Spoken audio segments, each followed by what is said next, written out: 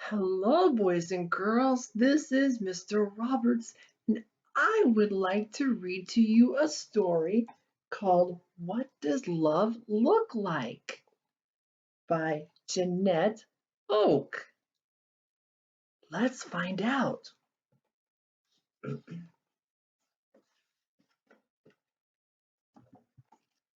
Hesitantly, Emily stepped into the classroom, her new classroom. The room was already full of children, and she suddenly felt shy and alone. Too quickly, though, the teacher turned to her. Welcome, Emily. We've been expecting you. I'm Mrs. Creighton. Emily liked her smile. Class, this is Emily Walters. We all have worn name tags today, just for you. Mrs. Creighton reached out a hand and led Emily to a desk near the back of the room. We hope you'll enjoy our classroom. Emily slid into the chair, not daring to look around. Perhaps if she was very quiet, they would all forget about the new girl in the back row.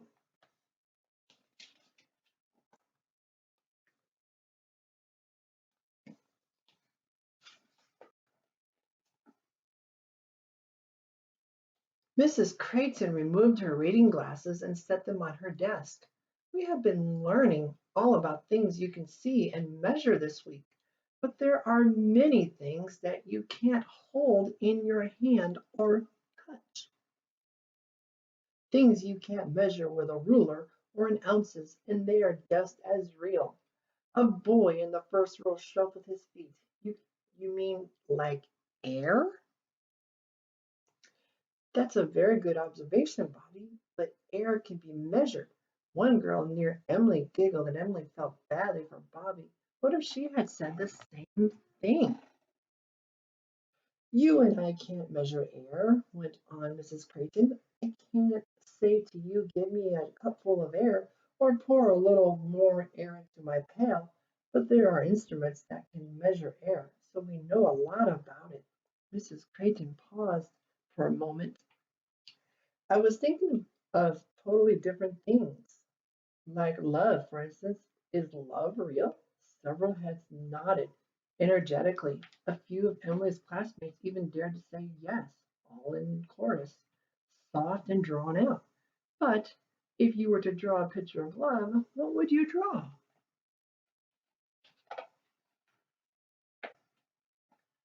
A girl with brown pigtails raised her hand and waved it about like a little flag, her eyes sparkling. Can we draw it? She asked. The whole class groaned, except for Emily. One boy spoke up, frustration edging his voice. Teacher just said that you can't draw it, he corrected. Maybe you can, broke in Mrs. Creighton. Maybe we can't draw love like we would draw a bird or a tree, but it might be fun to draw ideas. I think that's a wonderful plan, Liz. Another groan. A smile lit Mrs. Creighton's face. Let's use our imaginations and think. Let's draw some pictures that help us to understand, to define what love is. Now I know there are people who show you love in many different ways. So let's think about that feeling and how love might look if you could draw it. Emily frowned as she carefully took out a sheet of paper and her new box of crayons. It was hard enough to draw rabbits or cats, but love, who could draw that? The 16 students leaned over desks, drawing and erasing. Crayons scratched against paper and chairs scraped against the floor as bodies shifted. Everyone was busy making a picture of love. Without warning, Emily's green crayon snapped, one half falling to the floor. Embarrassed, she helplessly watched as it rolled under her neighbor's desk. The other girl saw it. She reached down, her blue eyes twinkling. Emily noticed her name tag, Krista. Krista handed the broken crayon back to Emily. Emily smiled shyly as she took the broken crayon. She wondered if she dared whisper, thanks.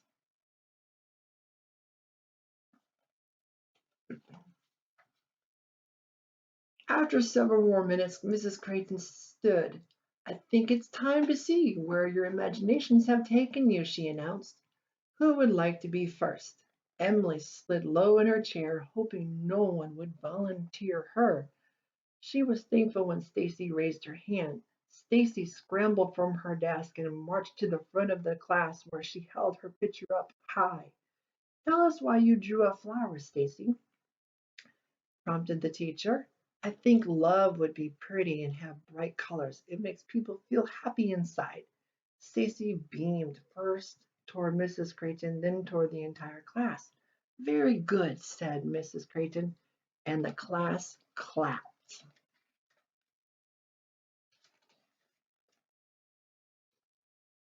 The next girl held up a white piece of paper with two people.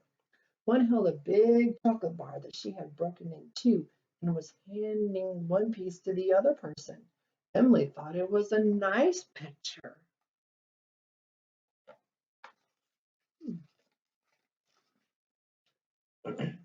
Let's see what you have to share, Barkley. Barkley walked up, waving his yellow sheet. In the middle was a bold brown square. I think love is like a big, big blanket, big enough to wrap up the whole world, all warm like my grandma's Smith's goose down. He grinned and swung into his seat.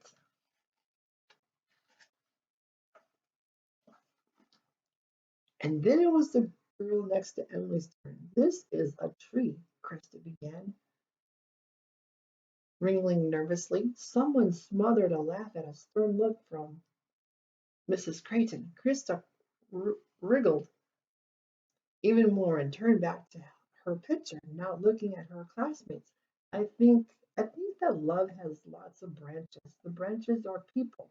Each person has a tree and it grows and grows bigger and bigger the more people you love. Krista's idea had been a good one.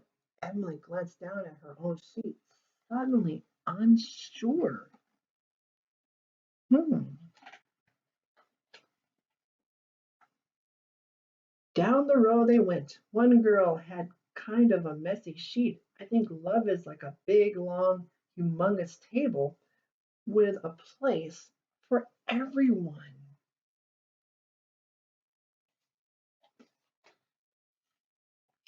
The next boy to stomp up held up his pitcher in one hand high over his head. It's like a big round globe, he explained. Everyone in the whole wide world is in it. Mrs. Creighton nodded. I hear many of you saying that love is for everyone, she said, and that is good, very good.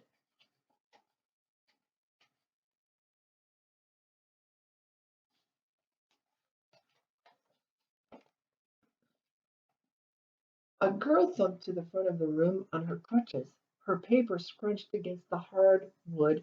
She stopped and tried to rub out the creases with her palm before turning the orange paper to the class. In a circle, there are no rough edges to hurt people, and no corners for anyone to get pushed in and not noticed. The circle can get larger and larger to let more people in. On On they went down the rows. Emily found the nervous tingle in her tummy leaving as she heard about happy faces, umbrellas, bright yellow suns, fuzzy slippers, and a warm fireplace. There were so many good ideas about love. And then Mrs. Creighton was saying softly, and now it is our new student's turn. Emily, do you have a picture for us?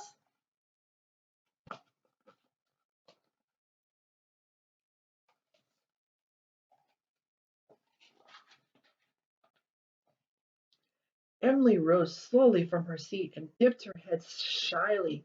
She picked up her sheet of light blue paper, her favorite color, and walked to the front of the room. She didn't feel quite as new now, nor quite as scared, but she still felt a bit unsure about showing her picture to the whole class. She took a deep breath as she held it up. I think this is how love looks, she said. To her surprise, her voice sounded loud enough for the entire class to hear.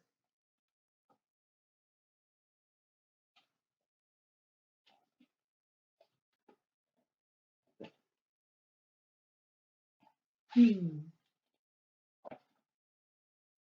For a long moment the room was silent. A few of Emily's classmates wrinkled their foreheads in confusion, and others whispered to each other. Some nodded their heads, and 3 or 4 even smiled. The silence was broken by the loud sound of Mrs. Creighton clapping. Others joined in until soon everyone was applauding. I think we should put Emily's picture on the special merit board, suggested Stacy. Wow. With a nod and a smile, Mrs. Creighton took out some tape and handed it to Emily. No one rushed from the classroom when the recess buzzer sounded. They all sat and watched as Emily walked to the special merit board and hung her picture up high where everyone could see it. Hmm. Wow. What a good story. So, in this story, it talks about what love is. What do you think love is? Talk about this question with your family. Thank you for listening. Have a good day. Bye bye.